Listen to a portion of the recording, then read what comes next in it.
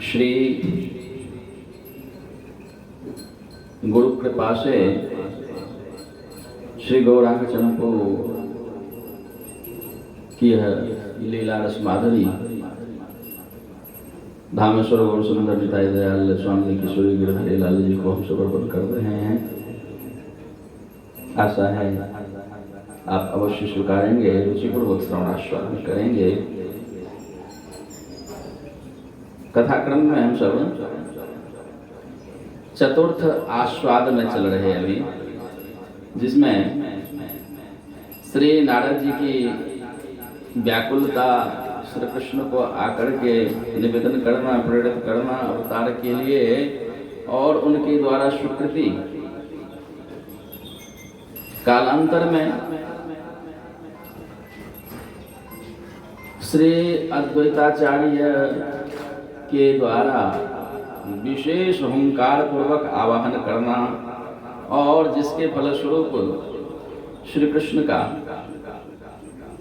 धराधाम पर आगमन होता है।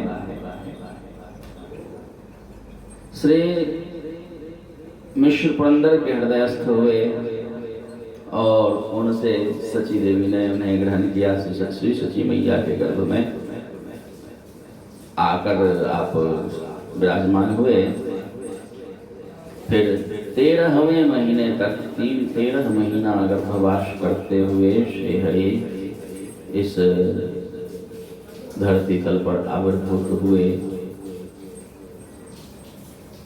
मानो पूर्व में जैसे सूर्योदय होता है, सकल संसार का अंधकार नष्ट हो जाता है, उसी प्रकार यह पूर्व दिशा में श्री नवद्वीप में यह जो अति विशिष्ट अपूर्व अद्वितीय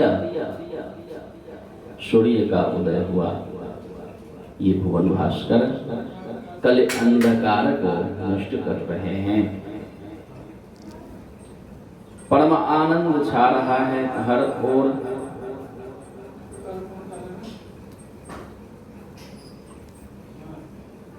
श्री गोस्वामी चरण लिख रहे हैं कि इनके अवतरण होने से ऐसा आनंद बढ़ता है कि आप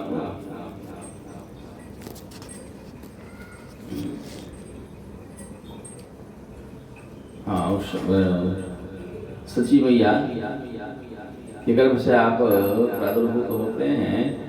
अब लिख रहे हैं, दृष्ट्वा सचेतनु तदनुगा वनिताश्च सर्वा श्रीमत् प्रभुं त्रिभुवनोत्तर कांति रूपम आनंद विस्मय पयोनिधि पुरमग्ना स्तस्थुं क्षणान् कतिचन प्रतिमा समानः सुधा निधिं तत्समये विधो तत्तोदशानंद मरोत्पदोभृशम् अलम त्वया सम्प्रति शीतदीदितिः समुद्गतोऽन्योऽस्ति भुवीति भावयन्। इस प्रकार सची मैया एवं उनकी अनुगामिनी जो नदियापुर की वनितागण, वे सभी सद्योजात अभी जो प्रकट हुए, जन्म लिया यह शिशु जो श्रीमन महाप्रभु के रूप में त्रिभुवन को मंगल प्रदान कर रहे हैं। ये जो श्री गौरचंद्र त्रिभुवन में सबकी अपेक्षा उत्कृष्ट अर्थात अलौकिक कांति को धारण करते हुए रूप विशिष्ट को आप उद्घाटित किए। इनका दर्शन करके सची मैया सहित समस्त अनुगामिनी वनितागण आनंद एवं विस्मय की सागर में निमग्न हो गई। आनंद तो है ही अपार। सची मैया को पुत्र हुआ, 8 संतानें चल बसी जन्म लेते ही। अभी यह पुत्र हुआ है, वह भी ऐसा कि सबको ही अपेक्षा थी पहले से ही कि सची मैया, सची देवी की ऐसी जो अपूर्व कांति विस्तृत हो रही, फैल रही हर ओर, न जाने कौन से महापुरुष इस बार इनके गर्भ में हैं। अपूर्व शोभामयी हो गई थी वो, सब प्रभावित होते उनसे, दिशाएं प्रकाशित होती उनकी प्रकाश से, उनकी कांति से। तो सबकी अपेक्षा थी ये सची मैया के गर्भ में ऐसा कौन सा महापुरुष है, ऐसा विलक्षण लक्षण दिख रहा है, सबकी अपेक्षा थी। और अपेक्षा कब बढ़ गई, जब 10वें महीना पूरे होने पर भी प्रसव नहीं हुआ, और सबकी अपेक्षा बढ़ गई, उत्कंठा बढ़ गई, क्या हो रहा है। ये तो सभी विधियों नीतियों से बाहर है, सभी जानकार स्तब्ध हैं, क्षुब्ध हैं। और अब जब 13वां महीना पूरा होने के बाद यह अद्भुत अपूर्व कोटि कोटि चंद्रमाओं की कांति को अपने में समेटे हुए यह स्वर्ण गलित कांति युक्त गौर चंद्र गौर सुंदर आविर्भूत हुए। सबको आनंद तो अपार है ही है, और संग संग विस्मय की सागर में भी, विस्मय की सागर में डूब रहे हैं सब। आनंद विस्मय पयो निधि पुरमग्नाः, पूरे नवद्वीपवासी आनंद और विस्मय के सागर में, आश्चर्य के सागर में डूब रहे हैं। सब सोचने में लगे कैसा है, ऐसा अद्भुत, ऐसा अपूर्व रूप लावण्य कभी तो सुना भी नहीं, देखना तो दूर की बात रही, सुना भी नहीं कि ऐसा भी होता है कोई। ये तो लगता है मानो बादल में से बिजलियों को किसी ने समेट करके बड़ी कलाकारी से यह मूर्ति गढ़ दिया है। ऐसी विद्युत कांति की तरह उद्भूत हो रहा उनका स्वरूप शरीर। सब कठपुतली की तरह देखते ही रह गए। सुस्थुम क्षणात् कतिचन प्रतिमा समानाः, सब स्तंभित होकर जैसे प्रतिमा मूर्ति की तरह मूर्तिवत होकर सब देखते ही रह गए। हिलना डुलना समस्त क्रियाएं बंद हो गई, निर्जीव की इसी तरह बस आंखें अटक गई उस सच्चीलाल के उनके रूप सौष्ठव पर। कह रहे यदैवासो दैव सौख्य हरो हरोपासनीयो अपासनीयो ग्रकलिवलो अवलोकनीयतां जगाम गामंबा विभूर तस्तदैव दैवत द्वैषापि सिंही कासुतो। जो प्रचंड कलिकाल के प्रभाव को दूर करेंगे, देवताओं के दुखों को हरण करने वाले, ऐसे जो ये शिवोपास्य, शिव के उपास्य हैं, ऐसे जो ये श्रीमन महाप्रभु जब यहाँ जिस मुहूर्त में इस धरती पर जगत में आविर्भूत हुए, सो सबने दर्शन किया। जो वहाँ उपस्थित जन सबने दर्शन किया जब वो आविर्भूत हुए। यही तो विशेष कृपा है। अवतार की सबसे बड़ी विशेष कृपा यह है कि आकर के सबके ही दृष्टिगोचर होते हैं। वो जब अवतार लेते हैं हर कोई देख सकता है, हर कोई दर्शन कर सकता है। उसके लिए अलग से कोई योग्यता की आवश्यकता नहीं होती है। सदाचार युक्त हो, भजन युक्त हो, कोई ऐसा तब जाके दर्शन होगा, ऐसा नहीं, हर कोई दर्शन कर सकता। सो आज सचीलाल आविर्भूत हुए हैं, श्रीहरि आविर्भूत हुए सुची मैया के यहाँ, सब कोई के दृष्टिगोचर हो रहे, सब कोई दर्शन कर रहे। और उस समय राहु ने आकर देखा, जो ऐसा, वो तो देवद्वेषी तो है ना, राहु राक्षस है, किंतु ऐसा अनुकूल वातावरण बना हुआ है, हर प्रकार की प्रतिकूलता नष्ट हो गई है सभी के हृदय से। द्वेष आदि किसी के हृदय में नहीं, ईर्ष्या किसी के हृदय में है नहीं, सब प्रेममय हो चुके हैं। प्रेम पुरुषोत्तम का आगमन होगा ना। मानो सतयुग त्रेता द्वापर सबका ही समस्त सद्गुण एक साथ इस कलिकाल में आकर के व्याप गया है। अब यहाँ तक और की कौन कहे, सिंहिका नंदन यह राज जो राहु, उसका भी हृदय प्रेम से गदगद हो गया इनका दर्शन करते हुए। इनके प्रति ऐसी भक्ति जगी, इनके प्रति ऐसा आकर्षण हुआ कि चंद्रमा के लिए सोचने लगा कि अरे ये तो अब व्यर्थ अपनी प्रशंसा पाने के लिए झांक रहा है। हाँ, अब इस चंद्रमा की कौन प्रशंसा करने वाला है? यदि वो अपनी प्रशंसा की चाहता है तो चंद्रमा की यह सठता है। यहाँ तो कोटि चंद्र विनिंदित श्री गौड़ चंद्र प्रकट हो गए हैं। करोड़ों करोड़ों चंद्रमा लज्जित हो जाए, निंदित हो जाए, ऐसी इनकी कांति। इसके सामने इस चंद्रमा की कौन कहे?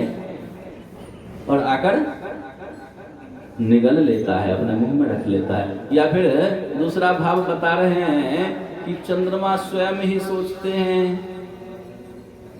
कि अब मेरा मुंह मैं कैसे मुंह दिखाऊं, मेरा जो है कलंकित चेहरा है। चंद्रमा का कलंकित चेहरा है ना, कलंक की छाप लगी हुई है ना। क्षय वर्धन कि उनमें यह उनका रोग है। तिथि अनुसार क्षय को प्राप्त होना। सो बड़े लज्जित होकर मानो स्वयं ही अब मुंह दिखाने के लायक अपने को नहीं समझते हैं, जाके राहु के गर्भ में, राहु के मुख में प्रवेश कर जाते हैं। ये सब भाव प्रकट कर रहे हैं।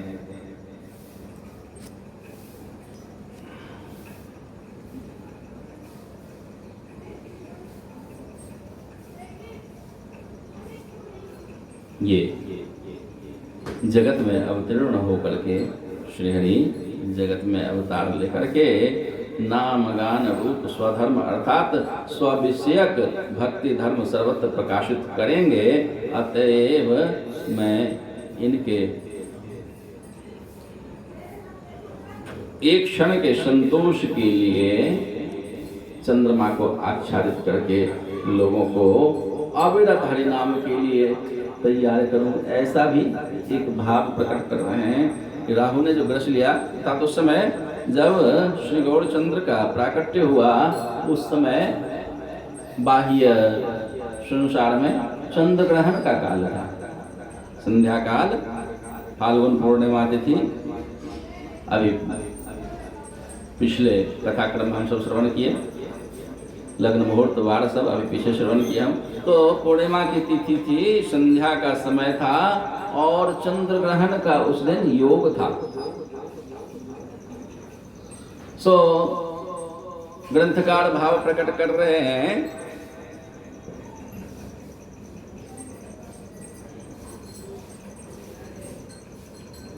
कि उसने सोचा, राहु ने, नाम प्रेम प्रदान करने के लिए प्रेम पुरुषोत्तम हरिनाम संकीर्तन पितर अवतीर्ण हुए हैं और इनके अवतार लेते हुए समय भी यदि नाम तुमुल ध्वनि न हो, सब और भगवान नाम न ले जन जन, नाम उद्घोष न हो, कीर्तन न हो, तो फिर यह कुछ अच्छा नहीं लगता है। संकीर्तन पितर आए हैं तो हर कोई संकीर्तन करे, हरिनाम उच्चारण करे। यह सोच करके ही सिंहिकानंदन राहु ने क्या किया, चंद्रमा को ग्रस लिया कि सब चंद्र ग्रहण के बहाने तो कीर्तन करने लगेंगे, भगवान का नाम लेंगे, गंगा स्नान करेंगे, हाँ सब पवित्र हो जाएंगे। गंगा स्नान से नवद्वीप पूर्ववासी जगतवासी सब संसार वाले जो भी सब स्नान करेंगे, शुद्ध होंगे, तन शुद्ध होगा और चंद्र ग्रहण के बहाने सब भगवान नाम उच्चारण करेंगे। इससे अंतःकरण शुद्ध हो जाएगा। यह स्मरे पुंडरीकाक्षः सवाह्याभ्यंतरः शुचिः। जिन पुंडरीकाक्ष कमल नयन भगवान के स्मरण से अंतर बाहर शुद्ध हो जाता है, तो क्यों ना उसके लिए कुछ किया जाए। तो राहु के मन में यही आया कि यह अच्छा उपाय है, चंद्रमा को ही ग्रस लो, अभी ग्रहण लगेगा और सब रत हो जाएंगे, इस कार्य में लग जाएंगे। तो इस भांति श्रीमान नवद्वीप चंद्र के आगमन की विविध भांति यहाँ व्याख्या वर्णन कर रहे हैं। तदनंतर अब सब वहाँ प्रसन्न हो रहे हैं, दर्शन कर रहे हैं। उपस्थित वहाँ की स्त्रियां सब आनंद के मारे हरि बोल उच्चारण कर रहे, हरि बोल हरि बोल हरि बोल, सब हरि बोल कह रही है। अब कुछ स्त्रियां कहती रहे हरि बोल तो खूब करती आई अब तक, अब हरि बोल नहीं, अब तो गौर हरि आए हैं, अब गौर हरि बोल गौर हरि बोल गौर हरि बोल, सब गौर हरि बोल कर रहे हैं। हाँ, तो इस तरह सब और हरि बोल उच्चारण हो रहा है, गौर हरि बोल का उच्चारण हो रहा है। तदैवासो क्रंदन्निव मनुज लीला वशतया निजम नामैवोमोत्मिति परिवभाष प्रभुरपि। उस समय सबने जो हरि नाम करना शुरू किया, तो गौर हरि सोचते हैं कि देखो देखो ये सब तो आगे आगे ही चलने लग गए, मैं आया कराने, मैं ही चुप हूँ, बाकी सब कर रहे हैं तो मुझे भी तो करना चाहिए। अभी अभी तुरंत प्रकट हुए हैं, तुरंत जन्म लिया, सद्योजात शिशु है, अभी नवजात शिशु है, मन में सोच रहे कि सब तो कर रहा है हरि नाम, मैं कराने आया, मैं न करूं, मैं कैसे चुप रहूं। वो भी करना शुरू कर दिए, वो भी हरि का नाम, हरि नाम लेना शुरू कर दिए। अब बालक है, अभी नव शिशु है, तो चमत्कार हो जाएगा ना, अभी से सब भगवान मान लेंगे, फिर तो लीला ही बदल जाएगी। यदि ये औरों की तरह हरि बोल करने लग जाएं, औरों की तरह हरि नाम करने लग जाएं, हरे कृष्ण कीर्तन करने लग जाएं, तो बड़ा चमत्कार हो जाएगा ना। तुरंत सब कहेंगे अरे ये बालक नहीं है, कुछ और है, तो फिर इनके वात्सल्य का सुख छिन जाएगा, बाल लीला का सब रस बिगड़ जाएगा। इसलिए औरों की तरह नहीं करते, अपने ही तरह से करते हैं। जो विज्ञ जन है, रसिक जन है, वही जान पाते हैं कि अरे ये तो भगवान का नाम, अपना नाम ही ले रहा है बालक। जो अनभिज्ञ जन है, उनको लग रहा है कि रो रहा है, और बालक क्या कर रहा है, तदैवासौ क्रंदन्निव मनुज लीला वशतया। फिर मनुज लीला, मनुष्य रूप धारण किए हुए हैं, तो मनुष्यवत लीला करते हुए रोना शुरू करते, किंतु वो क्यों रोएंगे, रोना तो संसार का काम है, वो क्यों रोएंगे। उनका आश्रय पाकर के तो संसार का रोना बंद होता है। रोते नहीं है, रोने के बहाने क्या करते हैं, मतंच मधुर मधुरस माधुरी धुरीनम कुहु कंठ कंठ काकली कल्लम क्रंदन माकर्ण्य मिश्र पुरंदर पत्नी प्रभु तयः पुरंध्या प्राप्त प्रतिपदम। अब वो क्या करते हैं, अति मधुर कोयल की से कंठ, अभी नवजात शिशु, अब उच्चारण कर रहे हैं, कोयल कंठ की तरह इनकी मधुर बोल इनके मुख से निकल रहे, और ये क्या बोलते हैं, नरलीला करते हुए ओ ओ ओ, रोते नहीं है, ओम ओम ओम, भगवान का नाम है ना ओम, ओम इत्येकाक्षर ब्रह्म। इस एक अक्षर ब्रह्म ओम नाम से आप हरि नाम करना शुरू करते हैं, जो विज्ञ जन है वो जान जाते हैं, आनंद मनाने लगते हैं, ताली बजाने लग जाते हैं, सब खुश होती है, मैया जितनी वहाँ दैया मैया उपस्थित सब आनंदित होती है। बच्चा रो रहा है इसका मतलब स्वस्थ है। और जो रसिक जन है, जो इनको जानने वाले हैं, तत्वविद हैं, वो भी खुश हो रहे हैं कि बच्चा स्वस्थ है, मतलब अपने आप में स्थित है, अपना नाम अपने उच्चारण कर रहा है, इसका मतलब अपने आप में स्व में स्थित है। जो अपने में स्थित हो वही स्वस्थ होता है। हम जो शरीर को इंगित करके, शरीर पर दृष्टि रख करके स्वास्थ्य का विचार करते हैं, इस शरीर हमारा ठीक है तो हम कहते हैं स्वस्थ हैं, या शरीर बिगड़ गया तब हम अस्वस्थता का बोध करते हैं, बताते हैं कि अभी तक ठीक नहीं है, स्वास्थ्य अच्छा नहीं है। ये हमारी धारणा गलत है। हाँ, क्योंकि शरीर अपना है ही नहीं, शरीर में अपना कुछ है, शरीर अपना है ही नहीं, माता पिता का दिया हुआ है, समाज के द्वारा पालित लालित पालित सीखा हुआ है, और फिर परिवार के लिए, समाज के लिए यह उपार्जन करता है, और फिर अंत में यह पंच तत्व से बना हुआ है शरीर, फिर यही रहकर इसी पंच तत्व में विलीन हो जाता है। इसमें अपना क्या है, कुछ है अपना? इसको हम यदि स्व मानते हैं, अपना मानते हैं, तो यह हमारी जड़ता का परिचायक है। जड़ से हम अपनापन बना रखे हैं, मोह बना रखे हैं, देहाध्यास के कारण ही हम इसे अपना मानते हैं, और इसको अनुकूल रखना चाहते हैं। मन हमारा इसमें ही सदा अनुकूलता अनुभव करता रहे तो हम सोचते हैं कि तब हम स्वस्थ हैं। मन को इसमें लगे रहने में, शरीर में ही लगे रहने में प्रतिकूल सा बोध हो, मन जैसा चाह रहा वैसा नहीं हो पा रहा इस शरीर से, तो कहता है हम अस्वस्थ हैं। यह जड़ता का परिचायक है। इसी कारण हम चेतन होते हुए भी जड़ की तरह सदा अनुभव करते हैं, जड़ की तरह अपने को नष्ट होते हुए बोध करते हैं, और उसका फिर दुख भोगना पड़ता है। नाश होने का, बिगड़ने का फिर दुख भी भोगना पड़ता है, जबकि अपना कुछ बिगड़ता नहीं है। हाँ, अपना न कुछ बनाया हुआ है यहाँ संसार में, न अपना कुछ है, न फिर बिगड़ना है इसको।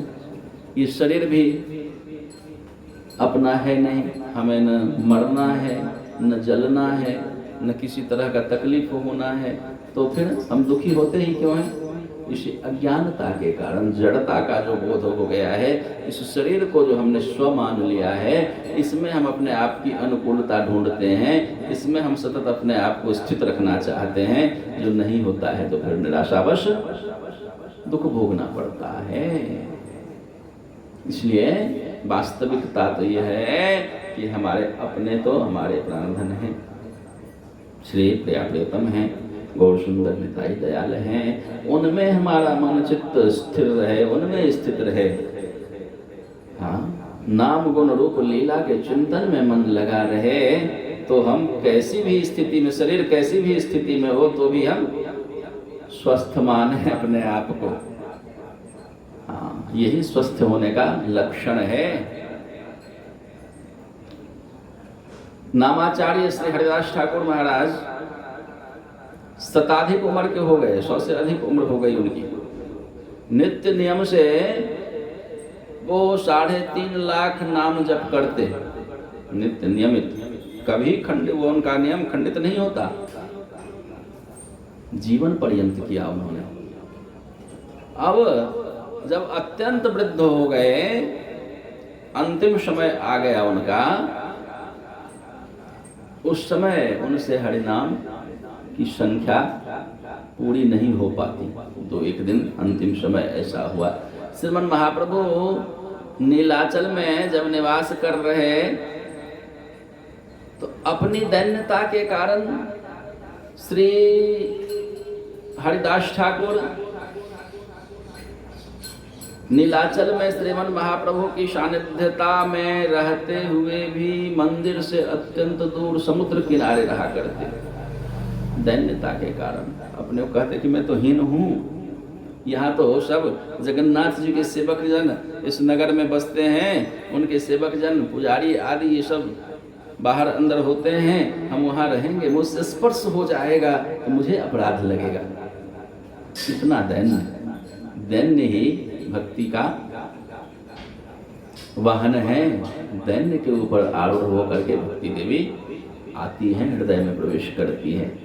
अभी तो इसके लिए लड़ाई होती है, इसके लिए विवाद होता है कि हम किस में कम है, मंदिर में क्यों नहीं जाने दिया जाएगा, श्रीविग्रह को क्यों नहीं हम छू सकते हैं, हम क्यों नहीं पूजा कर सकते हैं, इसके लिए विवाद होता है। हम वहाँ जाएंगे, मंदिर में गर्भगृह में प्रवेश करेंगे, शिवविग्रह का स्पर्श करेंगे, हाथ लगाएंगे, तब हम पक्के भगत माने जाएंगे, हमें क्यों नहीं जाने दिया जाएगा। कैसा भी आचार हो, कैसा भी विचार हो, कैसी भी स्थिति हो, लेकिन इस बात के लिए विवाद होता है, इस बात के लिए लड़ाई होती है। अब समझ सकते हैं भक्त होने का स्वांग तो कर सकते हम, किंतु भक्ति से कितनी दूर हैं यह स्वयं विचारा जा सकता है। मंदिर में आगे से आगे हम जाएं, वीआईपी दर्शन करें, पैसा दे करके वहाँ जा कर के माला पटका आदि हमें वहाँ प्राप्त हो, इसकी होड़ लगी रहती है। हाँ, इससे हम बड़े भगत अपने को स्वीकारते हैं, इससे हम बड़े भगत संसार को जनाते हैं कि देखो जी, मंदिर में जाते हैं, बिहारी जी के मंदिर में वीआईपी दर्शन होता है सबसे आगे। बिहारी जी की नज़र में वीआईपी तो वो है जो जितना अधिक अपने आप को दैन्य से भरे हुए है, अपने हृदय को जितना अपने आप को हीन समझे, नीच समझे, दीन समझे। दीनानाथ दीन बंधु हैं ठाकुर जी, उसको अपनाते हैं, उस पर कृपा करते हैं। इनके सिलेक्शन का सिस्टम ही अलग है। इनके दरबार में जब लाइन लगती है तो चयन पीछे से होता है, आगे से नहीं होता। कहते हैं लाइन में लगो, आगे से एक के बाद एक लिया जाएगा।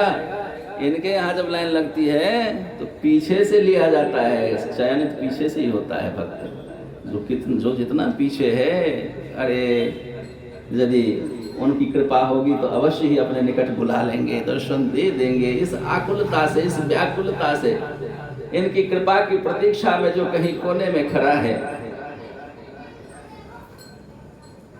भले मंदिर तक न पहुंच पाया हो, मंदिर के बाहर ही है, धाम में भी न आ पाया हो, धाम से भी बाहर है, और वो सोच रहा है ठाकुर जी कभी कृपा करते, हाँ किशोरी जो, हाँ वृंदावनेश्वरी, कब आपकी कृपा होगी, कब आप बुलाओगी, कब दर्शन होगा, कब श्री वृंदावन जा पाऊंगा। ऐसा यदि वह घर में बैठे दूर कहीं सोचता रहे, आर्त होकर करुणा पूर्वक पुकार करता रहे, तो वो वहाँ बैठे कृपा भाजन हो जाता है। और दंभ लिए, पैसा, अन्य कोई अपना जो उसका बल है, उस बल का अभिमान करते हुए यदि कोई छाती फुलाए, उनके सामने जाकर खड़ा होता है, तो वो कृपा का पात्र नहीं बन पाता।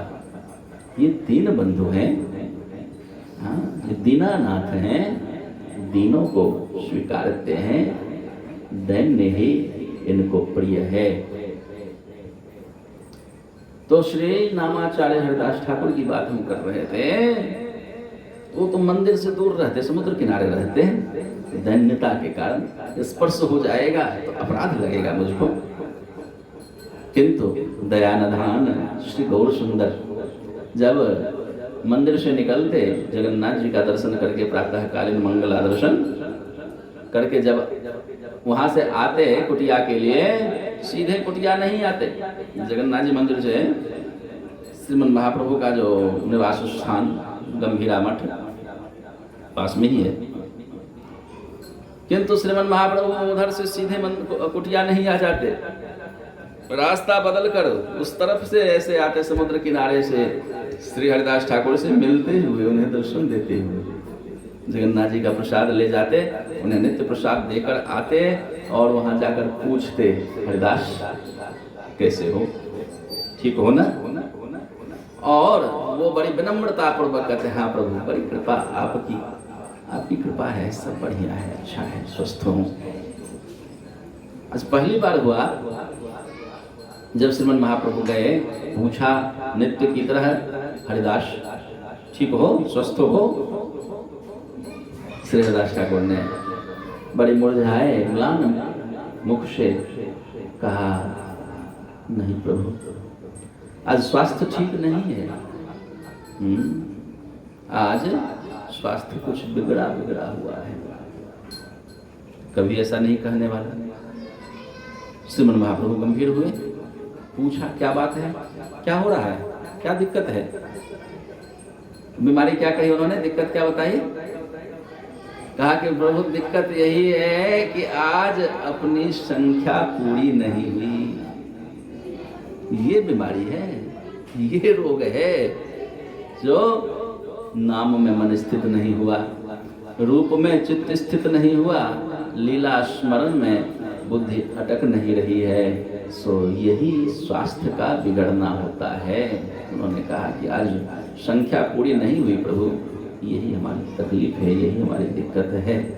श्रीमन महाप्रभु हंस पड़े, कहे कि अरे मैं तो समझा क्या करेगा, तो इसकी अब क्या जरूरत है, तुम तो इतने दिनों से संख्या करते आए, अब तो संख्या के बाहर पहुंच गए, अब तो आचार्य हो गए, तो आचार्य हैं, संख्या के बंधन की आवश्यकता कहाँ है? जो भी को कहने का मतलब महापुरुष जन यह सिखाते हैं, उन्होंने ये सिखाया कि स्वास्थ्य किसे कहा जाता है, ये समझो। नाम रूप लीला धाम में हमारा मन चित्त बुद्धि अटका हुआ है तो हम स्वस्थ हैं, चाहे शरीर कैसे ही क्यों न बिगड़ा हुआ। यदि उससे मन हट गया, शरीर में संसार में आकर के अटक गया, कितनी ही समृद्धि है, शरीर कितना भी अनुकूल है, कितना ही संसार अनुकूल हो रहा है, तो भी हमें अपने आप को अस्वस्थ जानना चाहिए। जो विज्ञ जन हैं, बुद्धिमान जन हैं, वो इस बात को मानते हैं, वो ऐसे ही चलते हैं।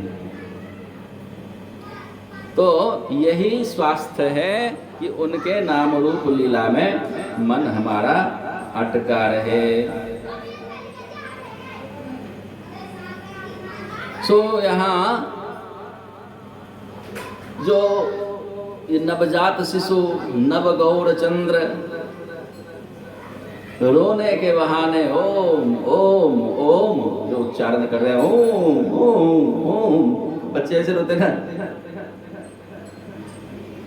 जो संसार की दृष्टि वाली वहाँ माताएं वनिताएं उपस्थित हैं, वो तो आनंद मना ही रही है कि बच्चा स्वस्थ है, चलो रो रहा है। जन्म लेते ही बच्चा रोए, इसका मतलब स्वस्थ है, वो स्वास्थ्य ठीक है, ऐसा माना जाता है।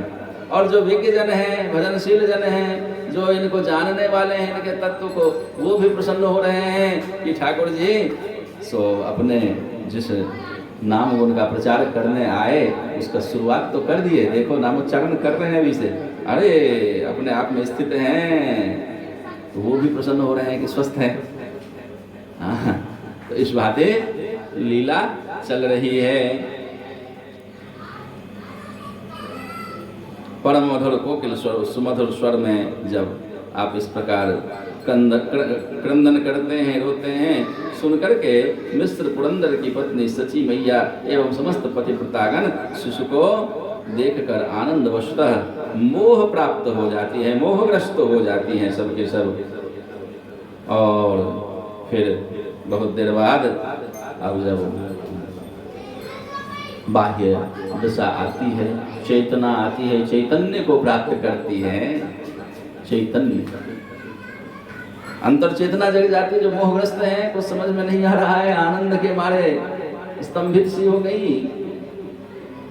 अब कुछ देर बाद ध्यान आया गौर सुंदर का, चैतन्य को प्राप्त हुई, दोनों तरफ से बाहर भी चैतन्य, अंदर भी चैतन्य की प्राप्ति हुई।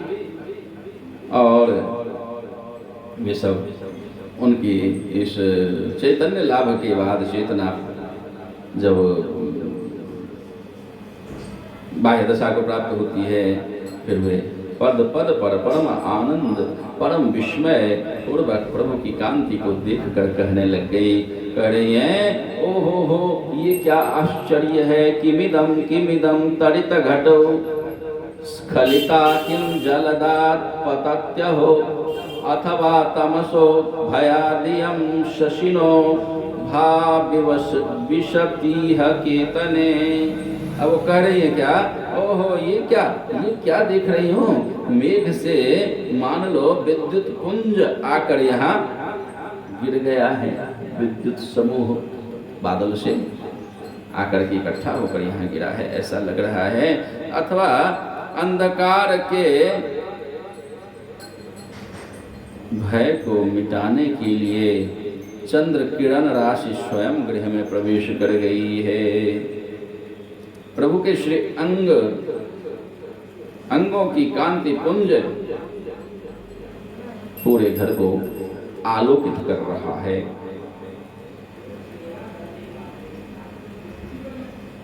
भक्तजनों का परमतम सुख, प्रचुर सुख उनके हृदय में उत्पन्न हो रहा है। वे जब क्रंदन करने लग गए तब वही प्रतिव्रता रमणीगण पुनः जगतवासी जनों को आनंद प्रदान करने वाली मधुर बातें, मधुर वचन कहने लग गई। कह रही क्या, किमे तत् कुहकंठ नादो मरंदाभिपूरे वगाढ़ किमेति।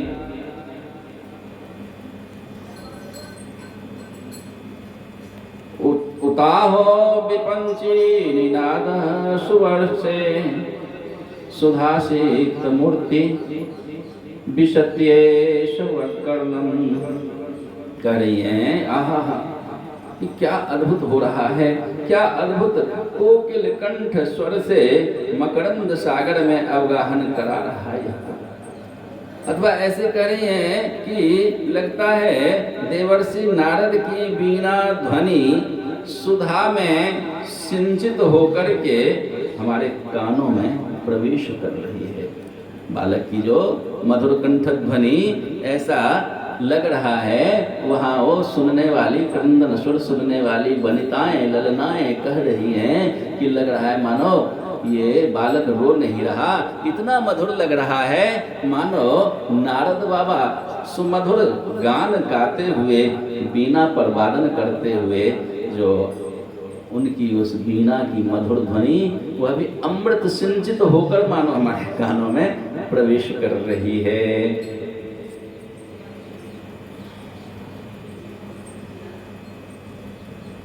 फिर उन वनिताओं ने, जो बड़ी बूढ़ियां उपस्थित वहां, बालक को अपने गोद में उठाती हैं, उलट पलट करके संतान की चिन्ह अवलोकन करती हैं। संतान है क्या, बेटा है कि बेटी है, चिन्ह अवलोकन कर रही हैं। फिर इसके बाद कोई सौभाग्यवती पुर नारी शीघ्र आकर के उनको उठा करके उनके दोनों हाथों को ऐसे पकड़ लेती हैं और उनके अंग स्पर्श जनित सुख से वो उस समय उस रमणी के, उस ललना के नयन युगल आनंद अश्रु से भर जाती है। उनको स्पर्श जो करती हैं, उठाती हैं दोनों हाथ यूं करके और अपने गोद में लेती हैं, उनके स्पर्श से आनंद के मारे अश्रु छलकने लग जाते हैं।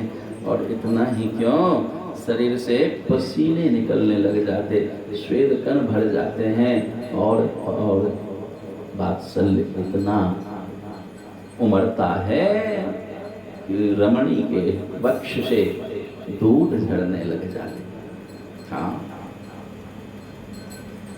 ततश्च काचित् सुभगा पुरंधी द्रुतं तमुत्तोल्य दधौ कराभ्यां तदंग संस्पर्श सुखेन दृग्भ्यां तन्वाकुचाभ्यां च पयोक्षरश्च।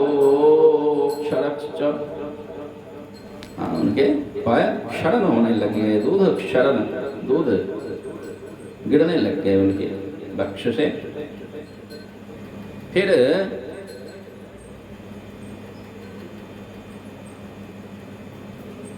ततश्चिन्ह विशेषेना सेवे शेषेनाति मनोहरम मुपत्यमित्यवधार्यमान गदगद रवाह दरवाष्पासा सची मुवाच। फिर उसके बाद उनके चिन्ह विशेष आदिकों को देखकर जब यह निर्णय हो गया कि ये सची का लाला ही हुआ है, यह निर्णय होने के बाद वो लोग अतीव सुंदर पुरुष संतान अर्थात पुत्र संतान मिला, प्राप्त हुआ, लाला हुआ, यह जानकर आनंद अश्रुपूर्ण नयनों से गदगद स्वर से सची मैया को कहने लग गई, हे विश्वरूप जननी महीतले स्त्री सौभाग्य भूमिरपरा न समात्वयान्ति त्वयास्ति यस्मात् समस्त भुवनोत्तरकान्ति रूपमेतादृशं जनितवत्यसि देवी पुत्रम् एवं सखी जलदलेखि कयाः अभिषिक्ता वाक्यामृतैरथ सचीलतिका प्रहिष्टा। अब वो समागत नारियां जिन्होंने संतान के उस शिशु के अभी चिन्हित करके यह पता की है कि यह पुत्र शिशु है, यह लाला ही है, सो आनंद के मारे उनके तो अश्रु आ रहे हैं और सची मैया से कह रही है, हे विश्वरूप की मैया, यह इस संसार में तुम्हारे जैसी सौभाग्यशालिनी और कोई है नहीं, इस संसार में दूसरी कोई रमणी सची मैया आपकी तरह सौभाग्यशालिनी नहीं है। कारण हे देवी, आपने जो यह अपरूप अलौकिक रूप लावण्य संपन्न पुत्र को जो आपने जन्म दिया, यही आपके धन्यता को सिद्ध कर रही है। आपकी ये जो आपने जो प्रसव किया, यह जो पुत्र रत्न आपने प्राप्त किया, धरती को आपने यह रत्न जो प्रदान किया, इसी से आप इस धरती पर धन्य हैं। इस प्रकार सखी गणों के द्वारा वाक्य सुधा पान करके इन सखियों की इन मधुर अमृतमय वचनों को सुन करके सची रूपनी लतिका, अत्यंत सची रूपी जो लता, जैसे दुर्भिक्ष हो, बहुत दिनों से वृष्टि न हुई हो, बारिश न हुई हो, और उसके बाद कभी अचानक जोरदार बारिश हो, जोरदार घटाघोर मेघ छाए, जोर की बारिश हो, उसके बाद सूखती हुई सी लताएं जैसे लहलहाने लग जाती है, वैसे ही सची मैया संतान शोक से अब तक जो शोकित थी, 8 संतानें जन्म लेते ही चल बसी, वयस भी, उम्र भी बढ़ गई थी, आयु भी कम नहीं थी। अब ऐसी मुरझाई हुई दशा में ऐसे इस धरा रत्न को, पृथ्वी रत्न को, इस अनमोल लाल को प्राप्त करके उन सखियों के मुंह से जब ऐसी बात सुनी कि ऐसा पुत्र रत्न जन्म दिया है तुमने, ऐसा आनंद हुआ है, सबकी जो सब अपने अपने आनंद की वाणी जब सुना रही हैं, तो इन सखियों के आनंद की बातों को सुन करके मानो सची मैया ऐसे आनंद उल्लास से भर गई, जैसे नवीन मेघ की बारिश को पाकर के झुलसी सी लताएं प्रफुल्लित हो जाती हैं, लहलहाने लग जाती हैं, वैसी ही सची मैया की स्थिति बन रही है। रोमोद्गमांकुरयुताश्रो मरंदधाराम